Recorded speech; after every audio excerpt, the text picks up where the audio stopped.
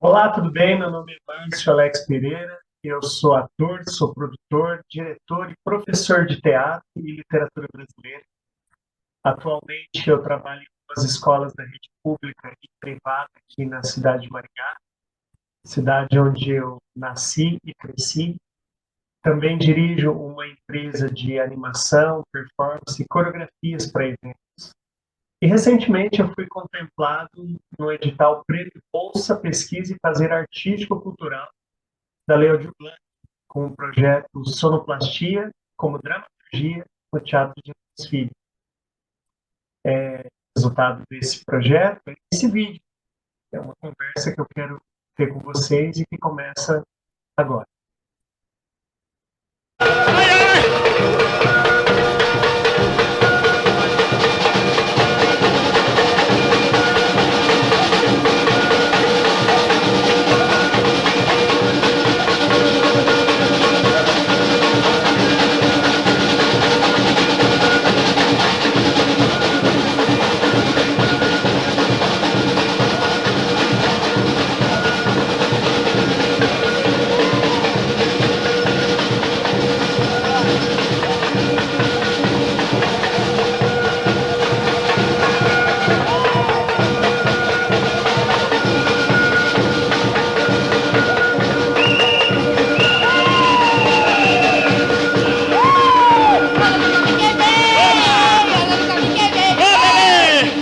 Ô danado, vamos lá! A senhora que todos os frutos dá uma fruta da minha fome passar! Não vai não? Eu que não é que meus poderes funcionam até aqui no Rio de Janeiro, minha gente? Olha, dona Volumar, eu pedi os frutos por bem. A senhora não quis dar, eu pego por mal mesmo. Ai! É. Ai!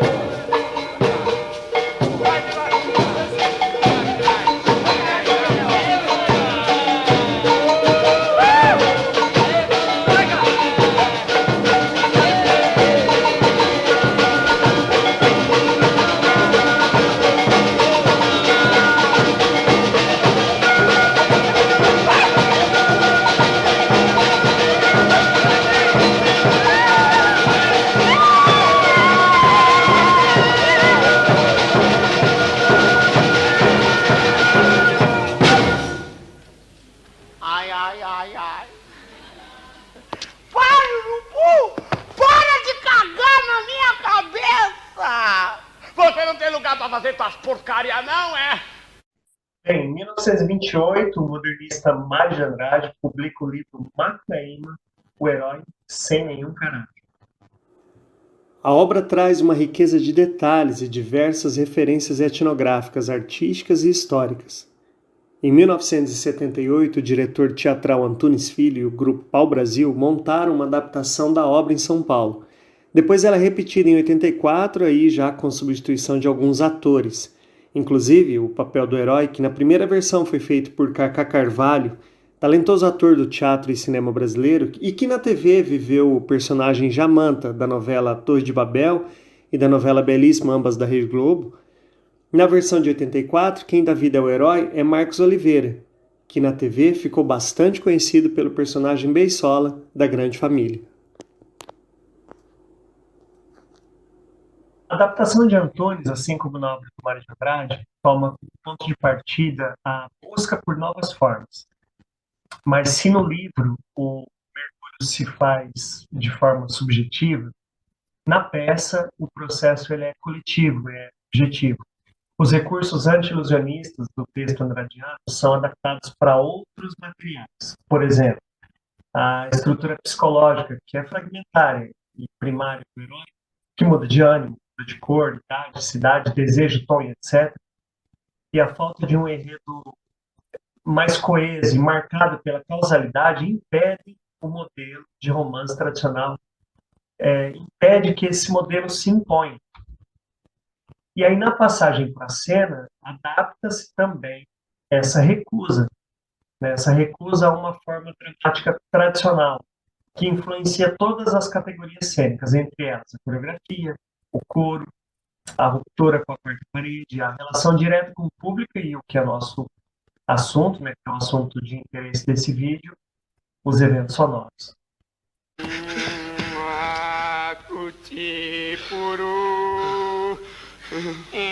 Empresta vosso sono pra Macunaíma, e é muito manhoso. Qualquer manso. Amor primeiro não tem companheiro. Vamos embora daqui. Aqui tem muita tristeza. Olha assim, tá chorando luz. Olha, tá virando estrela. Virou a beta do centauro. Mira que tá na minha bela. Tenho você. Mas não tenho ela. Sim! Marmota! Vamos embora daqui!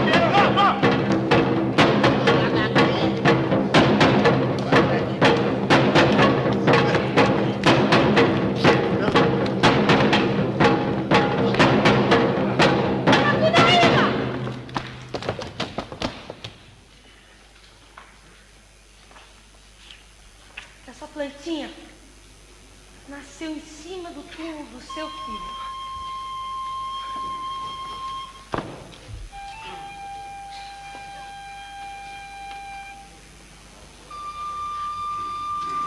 Deve ter nascido dos olhinhos dele.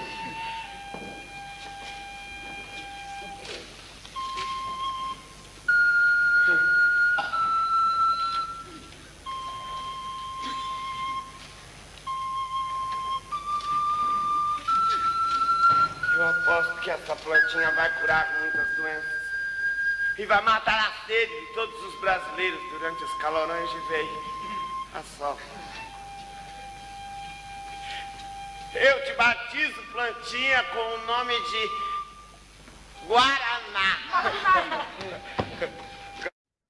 Esse vídeo não pretende dar conta de todas as ocorrências musicais da peça, mas sim encontrar um significado para alguns procedimentos de ordem da direção geral e da direção musical.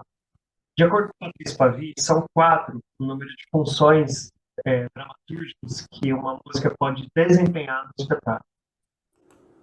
Produzir efeito de real, criar ambivalência ou atmosfera, criar um plano sonoro, um lugar ou uma profundidade de campo como numa peça radiofônica e, por fim, criar um contraponto sonoro quando ela age como efeito paralelo à ação cênica, como um som off no cinema, o que impõe à ação cênica uma coloração e um sentido muito ricos.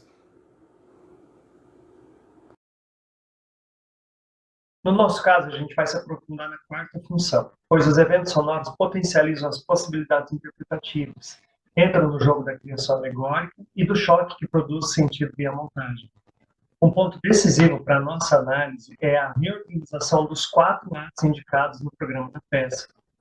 A mudança de ritmos, de gêneros musicais e do modo de reprodução na peça permitem que os 4 atos sejam reorganizados em apenas 3 partes, o que favorece a reflexão sobre uma determinada dialética nessa categoria. Desse modo, a primeira parte se passa na floresta, a segunda marca sua ida às metrópoles São Paulo e Rio de Janeiro, enquanto a terceira cobre do retorno ao Ibirapuera até o final.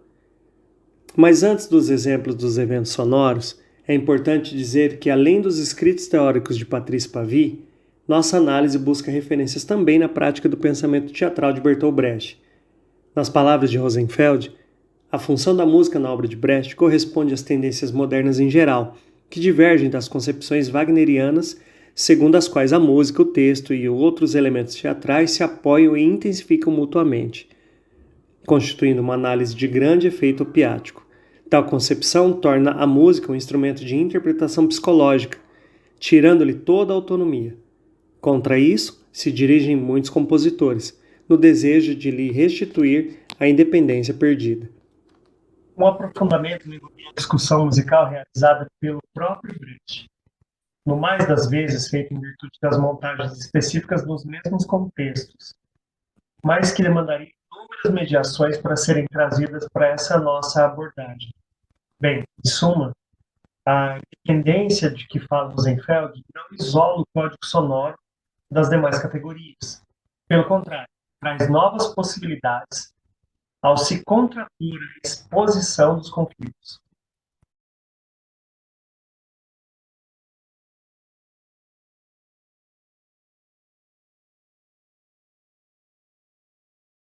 Então, vamos para os exemplos de alguns eventos sonoros e como estes contribuem, de fato, para a produção de sentido na encenação.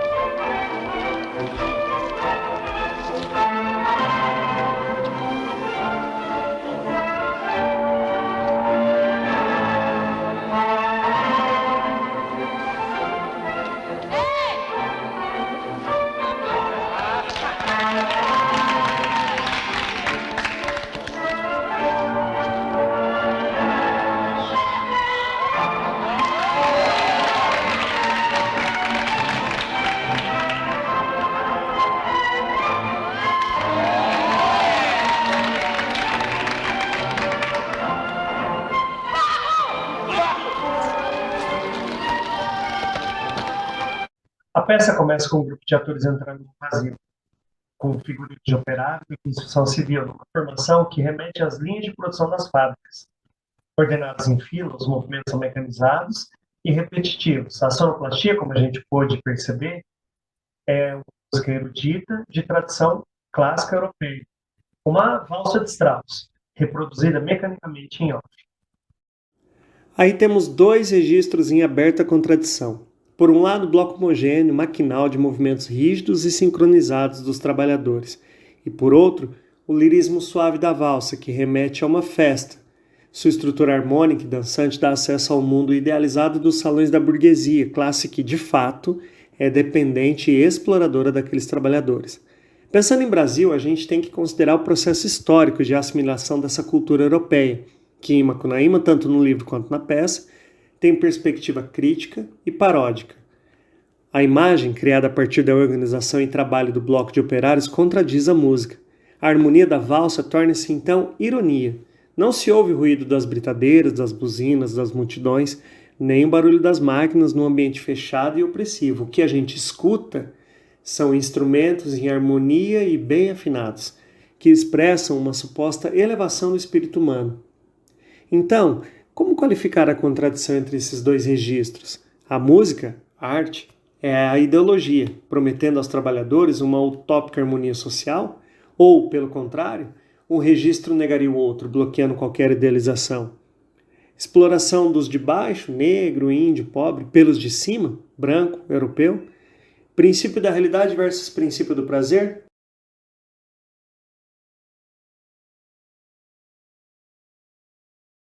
A cena não oferece uma interpretação única ou primeira, mesmo porque ela é rápida, o que não impede que seja muito representativa na montagem. Essa sobreposição não se resume à aproximação de materiais de campos semânticos distintos, pois eles estão sempre em evidente choque e contradição, intensificando o quadro que vai se tornar cada vez mais agudo nessa abertura. O que chama a atenção é o uso, entre aspas, fora do lugar da música erudita. Tanto a construção civil como a cultura afro-brasileira, representada pela capoeira, não estão relacionadas, em princípio, com a música erudita.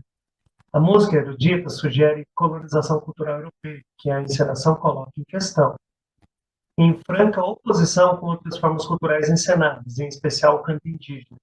E a tradição europeia ainda é questionada em seus próprios pressupostos, pois o trabalho alienado e mecanizado das fábricas está em contradição com o espírito animado da valsa, até porque, mesmo na Europa, quem pode valsa e quem não pode trabalha. Sendo assim, vamos para o nosso segundo exemplo, que é a sequência da cena anterior que a gente acabou de ver.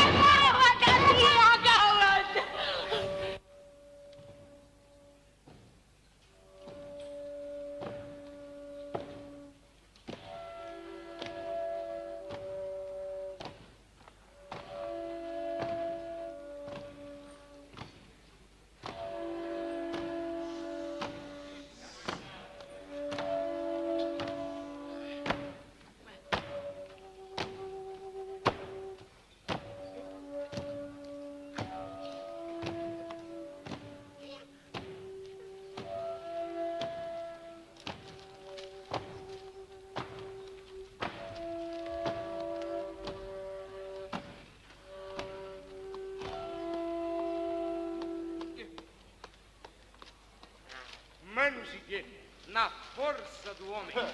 E o mano Manap já velhinho. Só fará companheira de Ziguet. Mãe e o mano recém-nascido Macunaíma, o herói da nossa gente. O rei Nagô avisou que esse menino vai ser muito inteligente.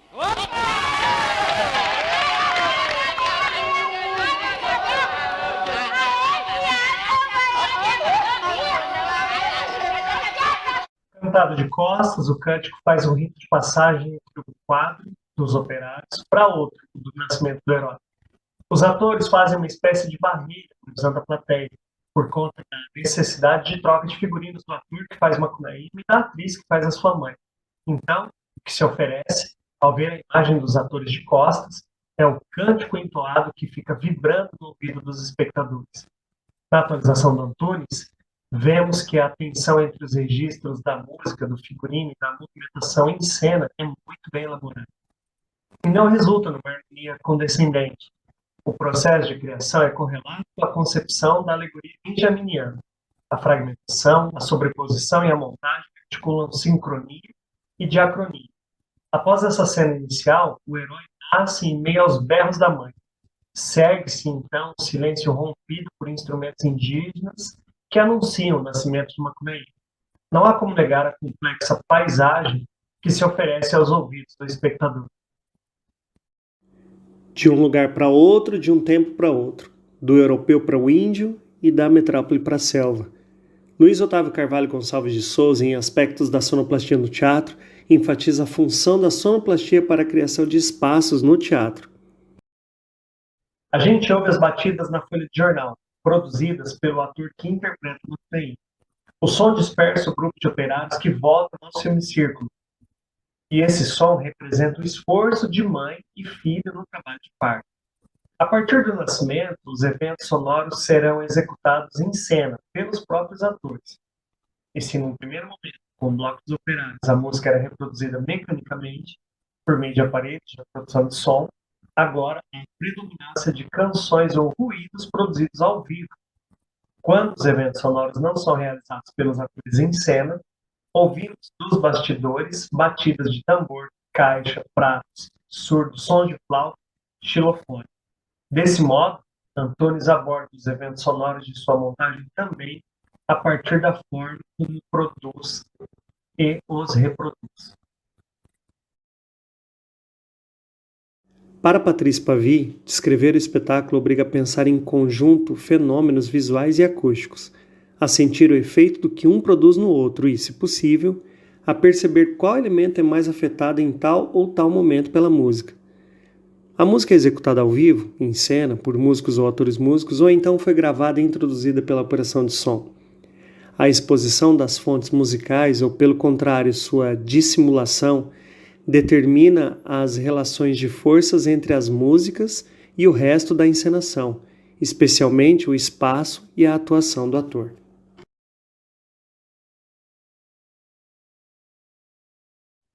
Tem vários outros momentos ou vários outros eventos sonoros importantes nessa primeira parte da peça, mas para otimizar o nosso tempo, eu vou ficar apenas com esses dois exemplos que a gente acabou de passar.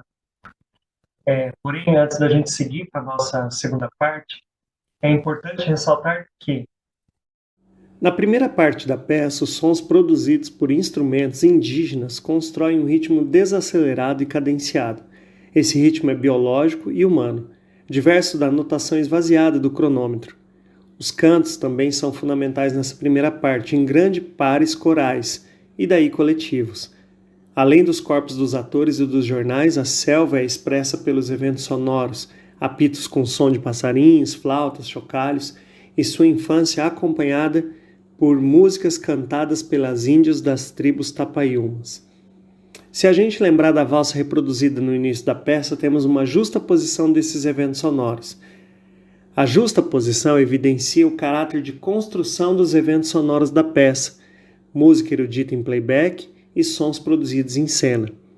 O quadro apresentado até aqui já evidencia que os eventos sonoros não são secundários ou acessórios na montagem referida.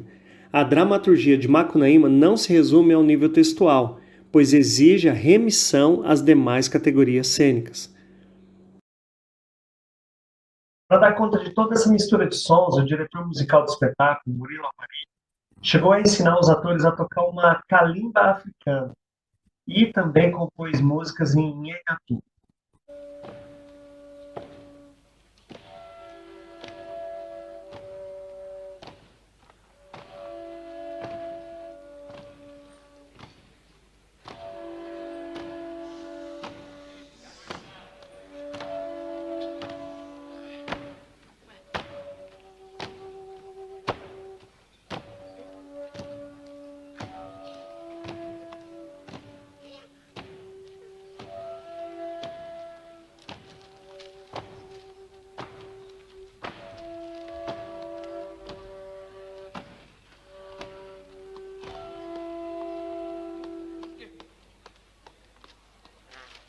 Ziguet, na força do homem. E o mano Manap Javelinha. Só fará companheira de Ziguet. Mãe e o mano recém-nascido Macunaíma, o herói da nossa gente. O rei Nagô avisou que esse menino vai ser muito inteligente.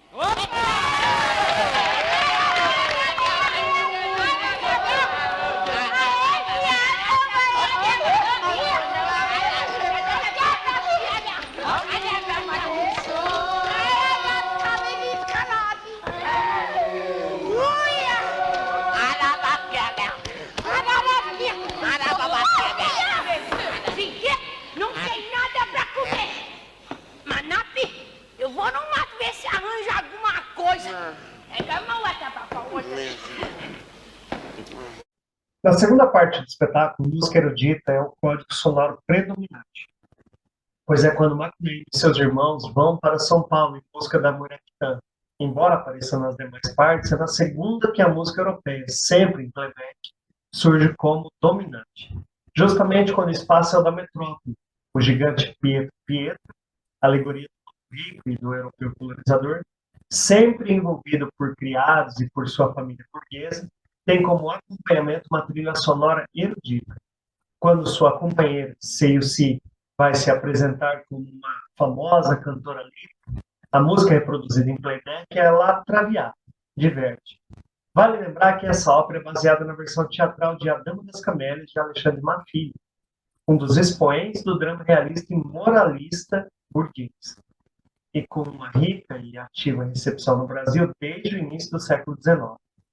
A personagem principal é uma cortesã que precisa morrer para ser redimida diante da sociedade. Morte pelo amor, para salvar o casamento futuro do seu amado com uma mulher honrada.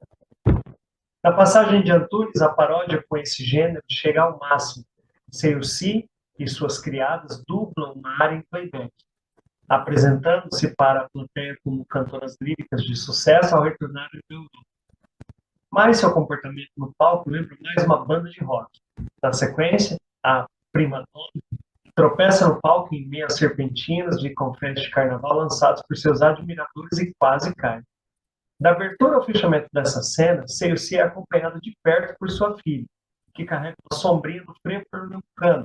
Logo depois, na cena em que o gigante Pietro e suas estátuas perseguem Macunaíma, toca a marcha triunfal do mesmo compositor. Vamos para a cena.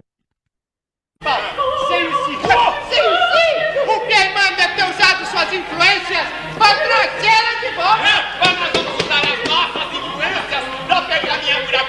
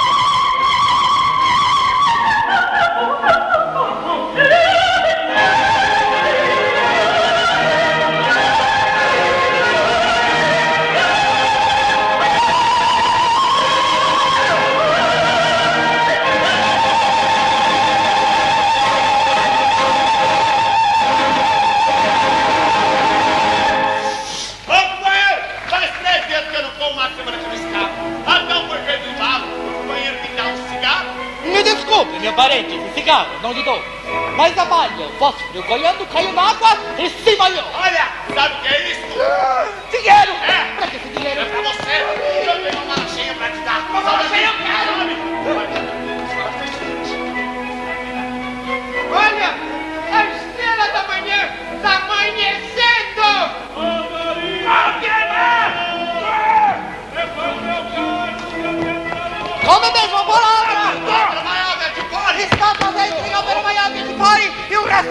Depois trato é trato. Estátuas, parem! Obra maior, bicho! Ai, que pare!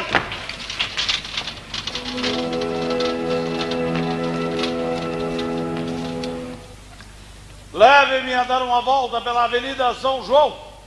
Eu quero respirar o ar puro da manhã. Vamos!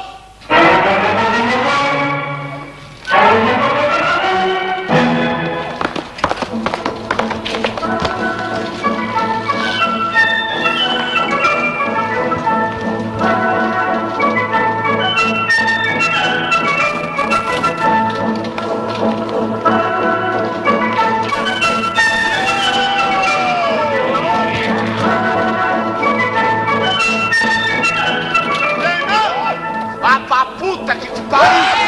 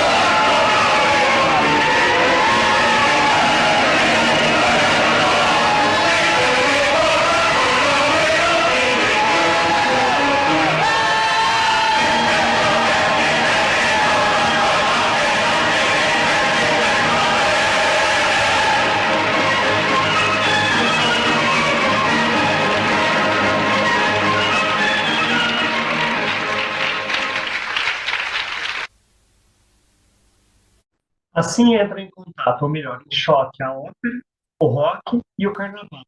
Sendo assim, podemos dizer que a música erudita consegue, por esse percurso histórico-artístico, servir a duas causas estéticas e teóricas aparentemente opostas.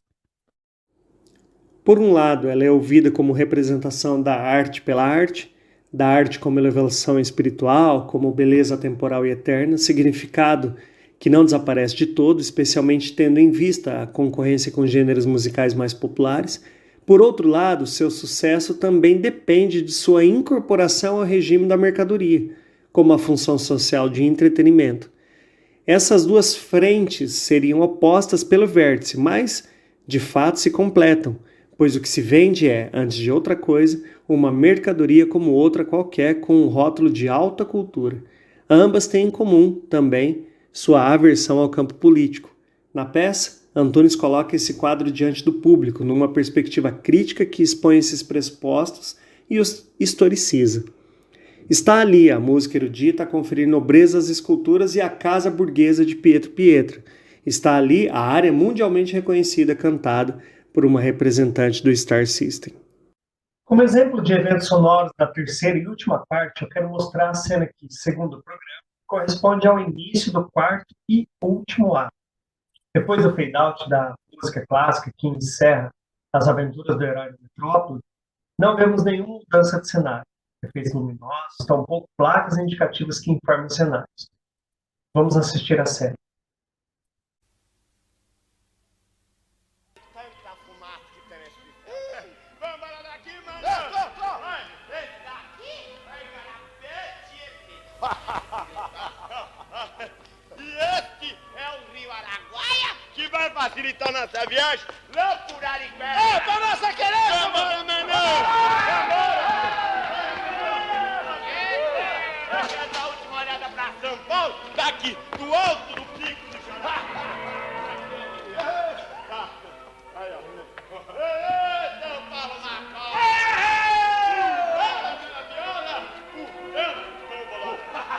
Eu transformo São Paulo num bicho preguiça de pegar.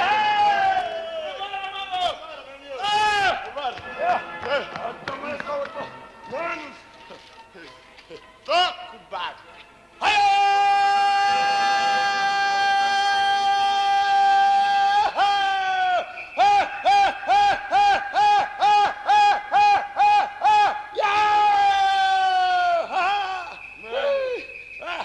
tô sentindo uma coisa que só um herói pode sentir. É uma satisfação. Olha lá, Goiás, eu preciso tomar nota de todas as pontes e viadutos que carecem consertar e ser construídos para melhorar a vida do bravo povo goiano. Então toma nota agora, mano. Agora não, agora eu tô com preguiça. Olha, mano, eu gastei o nosso último dinheiro do jogo do bicho nas 3 melhores coisas da civilização paulistana. Um relógio Patek Suíço, um revólver Smith Wesson e um casal de galinha legal. Ai, que calor! Ué, mano, você já se esqueceu que o imperador do Mato Virgem e o teu século? É mesmo, meu sexo. Olha! Cada muito de cama tá grandona, seu! Há quanto tempo que eu não via isso? Que cheiro bom de peixe. Tapera, onde a tapera? Na beira do Nariquera, ante é tapejara, Arirambé cozinheira. Oh, mas não vamos embora por Nariquera, vamos embora pra beira do Nariquera. Oh, mas não vamos embora por Nariquera. Ô, louco! O Pajé Velho tá tirando a noite do buraco. Perceberam? São os eventos sonoros que localizam a plateia. Na partida de São Paulo, um grito de guerra realizado por Giguê anuncia a viagem de volta. Os barulhos de bichos de beira de rio, como sapos, grilos e pássaros, são realizados por apitos e outros instrumentos tocados nos bastidores, formando uma base sobre a qual cantam os irmãos voltando para casa.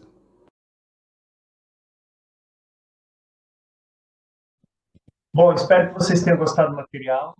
E para quem se interessar pelo assunto, eu vou deixar aqui na descrição do vídeo as bibliografias que eu usei para produzir esse material, que inclusive é um desdobramento de um anexo da minha dissertação de mestrado, que acabou gerando, né, um artigo, né, escrito há 4 anos com o meu professor, orientado pelo professor Alexandre de Libor Florim, e que também vou disponibilizar, né, a minha dissertação aqui na descrição do vídeo.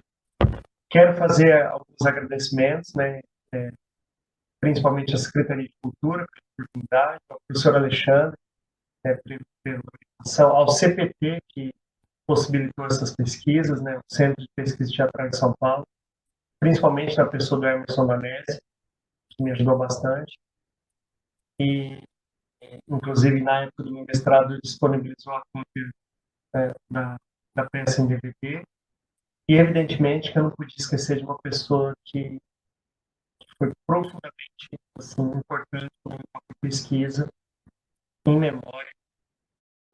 O crítico teatral e principal biógrafo do Antunes Filho, Sebastião Milaré, que me abriu as portas da casa dele, tamanha sempre foi a sua generosidade, para que fosse possível essa minha pesquisa. Inclusive, numa das visitas à casa dele, me presenteou com um exemplar do programa de 84 da peça. Aqui eu estava folheando para vocês sentirem um pouco de inveja. E uns pedaços do programa de 78, da estreia. Né? Foi presente do Milaré, tem aqui, dá para ler o nome aqui do Caca Carvalho, que foi o primeiro matéria do vídeo. Bom, enfim, queria agradecer a paciência de todos que chegaram até aqui comigo nesse vídeo. Queria agradecer a atenção e deixar para vocês a última cena da peça. Valeu, um abraço.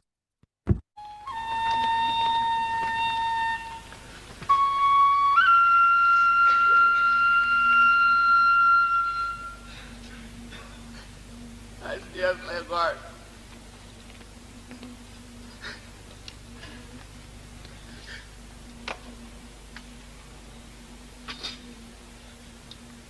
As minhas coisinhas.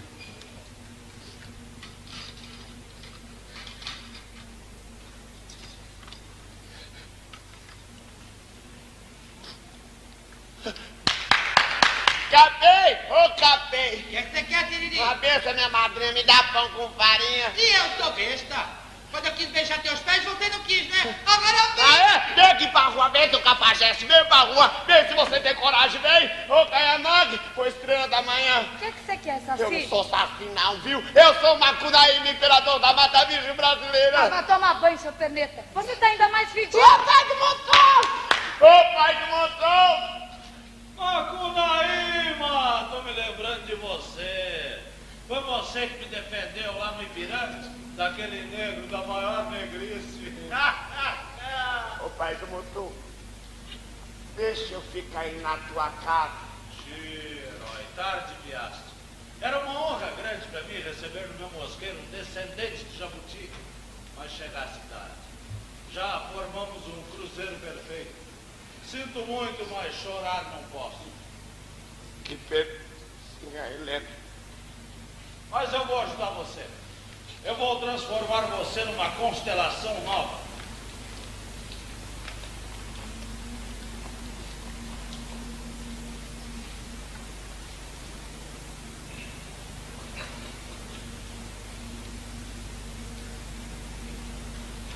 Você vai ser a ursa maior. Obrigado, pai do motor.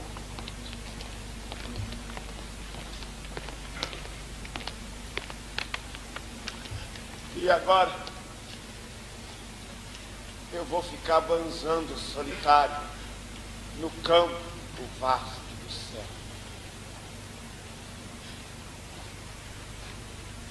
Adeus, meu povo.